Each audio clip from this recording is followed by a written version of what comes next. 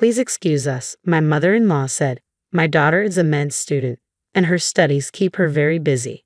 On the day of the engagement party, there was an empty seat on my husband's side. Both my mother-in-law and father-in-law noticed my gaze and approached, looking quite apologetic.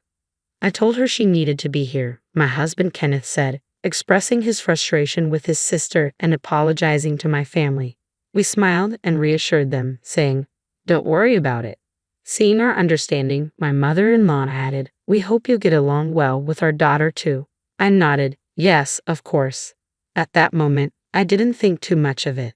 Since my in-laws and Kenneth had left a good impression, I assumed his sister would be the same.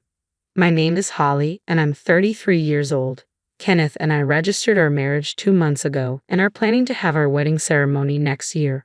Around the time of our engagement party, my mother fell ill and was hospitalized. I wanted to wait until she fully recovered so she could see me in the wedding dress she had always dreamed of. In the meantime, I decided to embrace my role as a housewife. Before getting married, I worked as a doctor in a hospital. However, the demanding nature of the job took a toll on my mental and physical health, affecting both my work and personal life. Although I couldn't leave my patients immediately, I eventually resigned from the hospital on the advice of others. Perhaps a large hospital wasn't the right fit for me. During a period when I felt inadequate and embarrassed about my career, I met and married Kenneth. Raised in an ordinary family, he was surprised to learn I was a former doctor but saw me for who I was beyond my profession. "I'll work hard to keep you smiling," he would say, heading to work diligently every day. For him, I dedicated myself to cooking and housework. Thanks to Kenneth, I can now live my life with a smile. As my health gradually improved, I began considering re-entering the workforce using my medical license. However, amidst our happy life, one thing concerned me: my sister-in-law, whom I had never met. According to my in-laws, she's a busy med student. We were supposed to meet at the engagement party, but she couldn't attend due to her studies. Having passed her exams on the first try, she must be quite capable. Since Kenneth and I registered our marriage around the same time as the party, we missed the chance to meet her. I hoped we could eventually greet each other. One day, Kenneth and I went out to the city. We enjoyed looking at furniture and matching dinnerware together. As we were thinking of taking a break, a voice called out, "Isn't that Kenneth?" Kenneth turned around, and I followed his gaze. A flashy young woman stood there, dressed in a low-cut dress and high-heeled pumps with a strong perfume scent. "Rachel, what are you doing here?" Kenneth asked. The woman named Rachel scrutinized me, making me feel uncomfortable. Kenneth introduced her to me. "Holly, this is your first time meeting her, right? This is my sister, Rachel. So this is her." "Nice to meet you, I'm Holly," I said, politely greeting my sister-in-law. She was different from what I had imagined, but I reminded myself not to judge people by their appearance. As I reflected on this, Rachel laughed mockingly. "Oh, so you're already married. Wow, Kenneth, you're handsome and have a high income, but you married such a plain woman. That's just weird." I was taken aback by her blatantly rude comment on our first meeting. It was true that Kenneth, 4 years younger than me, was good-looking and worked for a major pharmaceutical company, earning an above-average income. While strangers might think we were mismatched, I couldn't understand how she could say such things to my face. Sensing the tension, Kenneth stepped forward to defend me and scolded Rachel. "Hey, don't say such rude things. You should properly greet her, especially since you missed the engagement party due to your own convenience." Rachel laughed it off without any concern. "Well, I had a mixer to go to after a long time." Wait, wasn't she supposed to be busy with her studies? Shocked by the reason for her absence, I decided to try and mediate, worried that this could escalate into a heated argument between my husband and his sister. Well, we're meeting today, so that's good, right, Rachel? I look forward to getting along with you." Rachel glared at me. "What do you do anyway?" "I'm going to be a doctor, you know. Don't get too familiar with me." Her aura of "I'm important, I'm special" was overwhelming. I've encountered many people with high pride, but she was exceptional. I tried to calm Kenneth, who was about to yell, and replied, "I'm currently a housewife. I used to be." But Rachel interrupted me before I could finish. "A housewife? That's just like being unemployed. Unemployed people are society's garbage, and now you're my sister-in-law? Seriously? Oh, are you just a parasite living off my brother's money?" I felt my cheeks twitch involuntarily. In Rachel's mind, housewives seemed equivalent to unemployed people, which was an extreme view. My attempt to keep the peace had clearly backfired. Rachel, enough. Holly isn't the kind of person you think, Kenneth said, stepping in to defend me. It's okay, Kenneth, I said, calming him down. Even though our interaction was brief, I felt I understood what kind of person Rachel was. She must be intelligent, having passed her exams on the first try and keeping up with her credits, but her personality left much to be desired. Being a doctor is a wonderful profession indeed.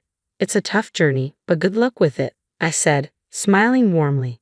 Ah, what do you know? I don't need your fake advice. Oh, and by the way, I'm still a student, so I'll pass on giving a wedding gift, thanks. My husband seemed too tired to get angry anymore. Just go, he said, gesturing as if shooing away an animal. Rachel complained in response. I came to say hi, but what a bad attitude. Well, whatever, I'm busy too, she said, before turning and walking away. After Rachel disappeared from sight, Kenneth deeply apologized to me. I'm really sorry about my sister. I can't believe she said all those rude things. She used to be more reasonable, I said, shaking my head. It's okay. Honestly, my impression of Rachel was nearly the worst, but it's better than having a fight because of me. We managed to exchange greetings, and from now on, I just need to keep my distance. Thank you for defending me so many times. You know what? Let's change our mood and have some coffee. I'm craving some delicious coffee. I smiled and Kenneth nodded, looking relieved. A few days later, I visited a large hospital nearby, carrying a tote bag with flowers and a change of clothes. I reached for the door of a private room. Mom, it's Holly. How are you feeling? I called as I opened the door.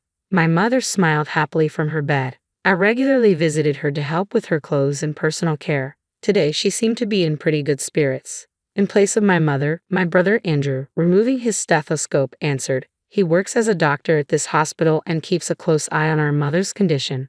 Seeing his familiar face always brings a smile to mine. It's been a while, Andrew, he said, smiling as he continued to record our mother's progress.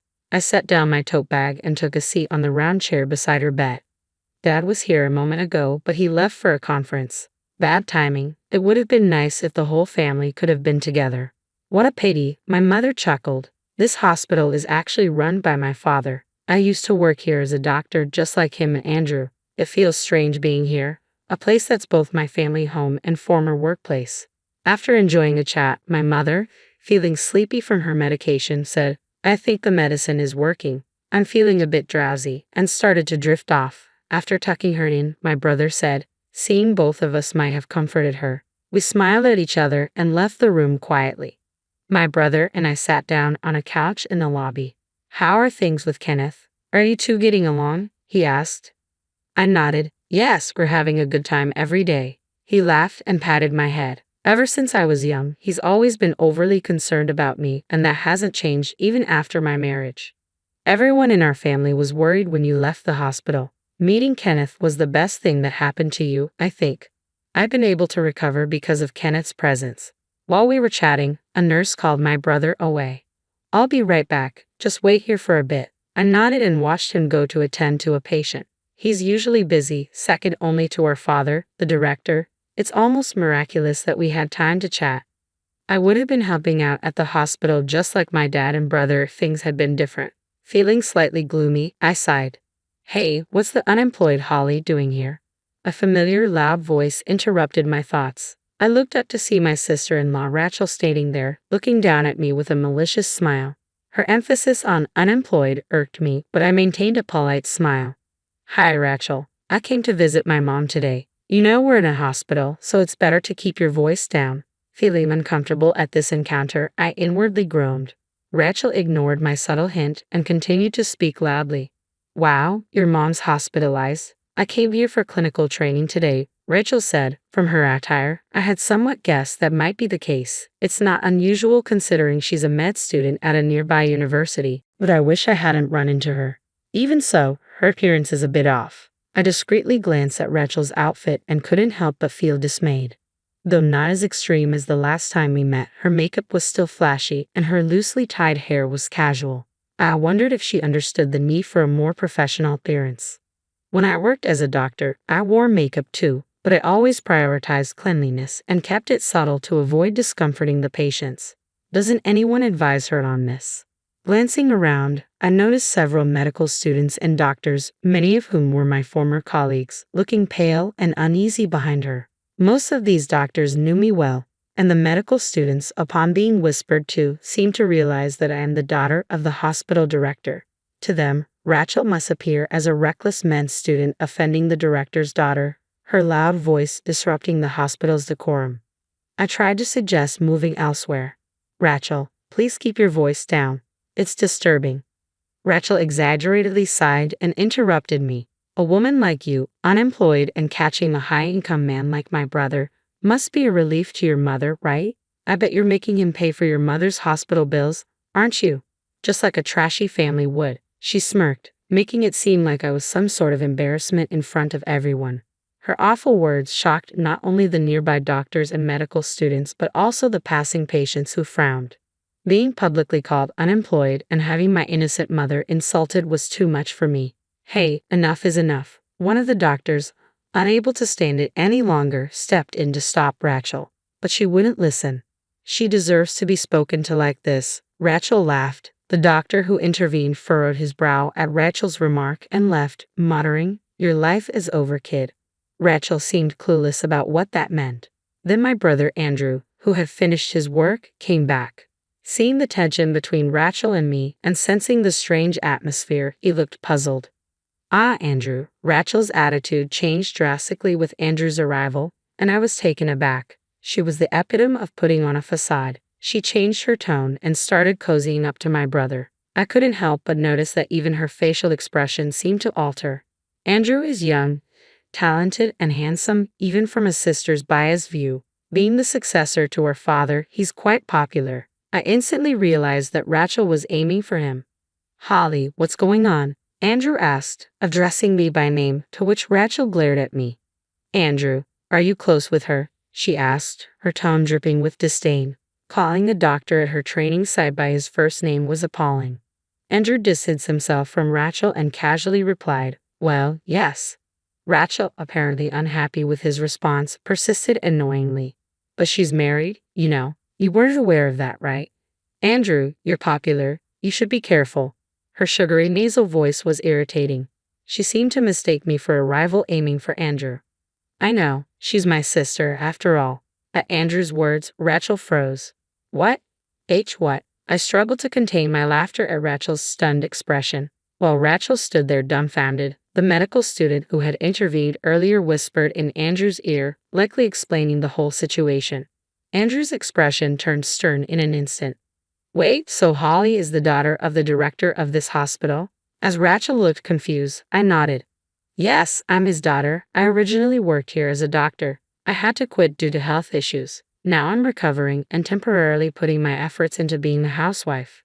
Rachel turned pale at my words. I had heard from Kenneth that she was hoping to get a job at this hospital. She must realize now that after insulting my mother and me, and with my brother hearing it, her chances of employment here are bleak, and so are her dreams of marrying into wealth. I glanced at Andrew's profile and smiled inwardly. "She's unbelievable as a person," Andrew muttered quietly. It seemed he never had any interest in Rachel in the first place. "Rachel seems to be quite excellent as a medical student," I continued. At my words, Rachel visibly flinched. To easily label people as social garbage or belittle them, that's a problem not just as a doctor, but as a human being. Unless you realize what that problem is, you're not qualified to be a doctor. Reflect on that. The people around nodded in agreement with my admonishing tone. Lectured by me, whom she had mocked, and disappointed by Andrew, whom she admired, it must have been a series of embarrassments for her. However, I didn't want her to become a doctor as she was. Doctors not only bear responsibility for lives but also need to empathize with people's hearts, I believe. "Ha! I don't get it," Rachel muttered, feeling uncomfortable with the atmosphere. She turned and hurried away. "Don't run in the hospital," scolded a passing nurse. Startled, Rachel took a spectacular fall. Andrew and I exchanged glances and laughed, resigned to the absurdity of the situation. Half a year passed.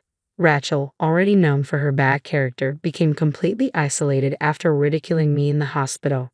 Her pride led her to heavy drinking, which resulted in a severe injury and hospitalization. Ironically, she was now being cared for by the very doctors she aspired to join. Finally, understanding her own arrogance, she expressed regret and a desire to apologize to me, as I heard from my in-laws. She decided to take a break from medical school and planned to start afresh after her discharge, but it would be a thorny path for her. Meanwhile, I secured a new job as a medical doctor at a pharmaceutical company. My role involves researching and developing medications as well as verifying the safety of new drugs. My father and brother asked if I would return to the hospital, but I wanted to try something new.